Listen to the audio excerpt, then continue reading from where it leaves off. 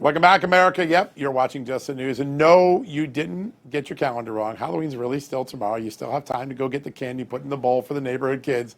What's going on tonight? A live party at the White House, an early Halloween party. President Trump comes right back from a long, grueling Asia trip, and he's handing out candy with the First Lady to young children, foster children, some children who are looking for adoption.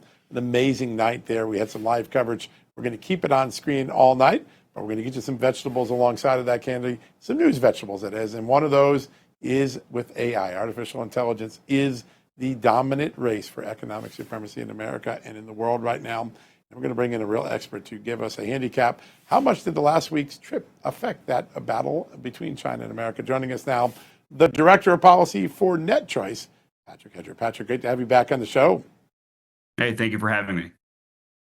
All right, so I think people are beginning to realize, just like the internet was the big battle of the 90s and manufacturing was the big battle of the turn of the century into the 60s and 70s, AI is the next economic frontier, and it's China v. America to get to supremacy. How much did President Trump's trip this past week, where he gets rare earth deals, he gets investments in America, did we get a little bit of a leg up on China finally? Yeah, it really complements nicely the overall Trump administration approach, which very much so recognizes that, look, AI is not just software, it's a lot of hardware too. You need those rare earths, you need the electricity and the power plants that generate that electricity to actually be able to build and power the data centers that fuel AI. And these are also really important developments for the rest of the economy as well. Look, rare earths are important in manufacturing as well. Electricity is important for manufacturing. It's important for if you want to build new housing for new workers so that people have an affordable place to live. So AI is really driving an important conversation in the American economy that we probably should have been having several years ago, several decades ago even, is if we are building enough of the infrastructure necessary to have a modern 21st century economy. So the Trump administration seems to really recognize that. They do. And when you study what China did the last decade or 15 years, getting all the resources lined up around the world, it looked like they were executing an energy first, because with energy you can build, with energy you can compute, with energy you can travel. It looks like America has gotten onto an energy first approach. The Energy Dominance Council is probably one of the biggest innovations in policy in Washington in a long time. Are we moving to a national security strategy that realizes energy first is important?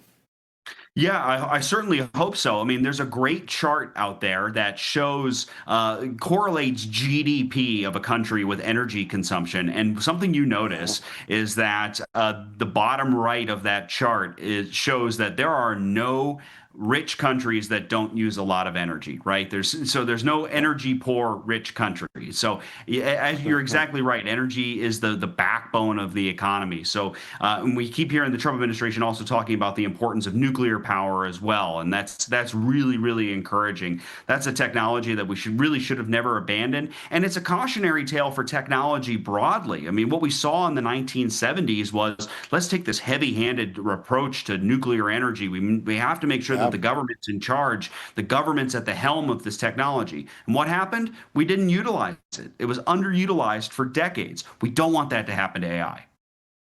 Yeah, no, so important. And I was thinking of you, Patrick, the other day, because we had Lee Zeldin, the EPA administrator, on, and he was really talking about the successes they had in getting through regulation and shrinking it down. It's probably the greatest regulatory reduction in the history of America. You have long preached that that was going to be key, not only to AI, but also to saving an economy that during the Biden years teetered with a heavy hand of government. Give us a handicap on how well the Trump administration has done in beginning to take the regulatory thumb off of progress. Yeah, so the Trump administration, I'll give them an A plus in terms of vision.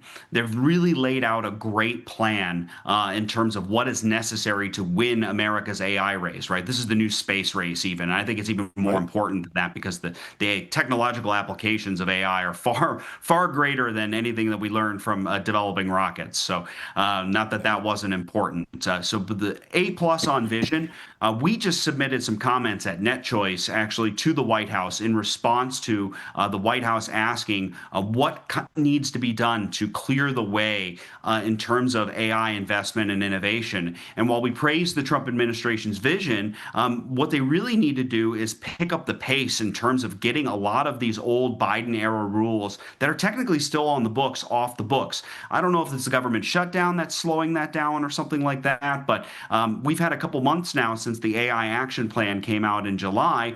And look, the Trump administration, I give them all the credit in the world for talking the talk. I think they could improve on walking the walk. And so I'm optimistic that they're going to head in the right direction. I would just encourage them to do it a little bit faster.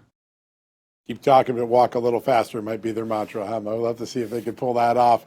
I want to get to one issue that comes up every time I talk about AI, and that is that people are fearful that it's going to lead to mass employment, that all the human jobs are going to go away and robots will run our lives. What does the data show us? Yeah, so right now the data shows us that that's not happening. There was a long-term study that traced back to the release of the first Chat GPT, came out of the Yale University, and they looked at, is there really any sort of major AI disruption that's happening? And they haven't found any evidence of that yet. And I think that lends to what we have known about technology all throughout history, is that it creates new types of jobs. It creates new demand, right? There are lots of different jobs that you could have never imagined prior to the advent of the internet or the advent of the automobile even, right? Nobody would have been an oil change technician back in the 1800s, but that's a new type of job that's created by technology. And so we have to continue to understand that economics is really the study of how we allocate resources to meet unlimited human wants, right? So there's infinite demand out there in the economy. Technology helps us supply that demand. And fundamentally, so long as there's infinite human demand, there's going to be demand for labor. Yeah. And another thing is it looks like AI already is beginning to show a projection of higher than expected economic growth, meaning it will add an accelerant to economic growth. Just real quickly, give us what you think that looks like in 10 years. Yeah, I think it could be transformational. I mean, there are some estimates that say that adding AI into the economy could be like adding 4 to 5 new Germanys to the global economy every single year. Wow. I mean, we're talking trillions and trillions of dollars in new investment. And back to that jobs point, a lot of the leading AI investors in this country, the innovators, the big companies like Google that are building these systems, are also placing billions of dollars into worker training and educational programs. Right. And because they understand they're going to need an AI prepped workforce going forward, not a workforce that's displaced by AI. Yeah, that's a really great point to make. Patrick, you always make this issue a lot more easy to understand. It's always great to have you on the show. Patrick Hedger, Director of Policy for NetChoice. Folks, go check his work out. He does fantastic work. All right, we're going to take a quick break. When we come back, more after these messages.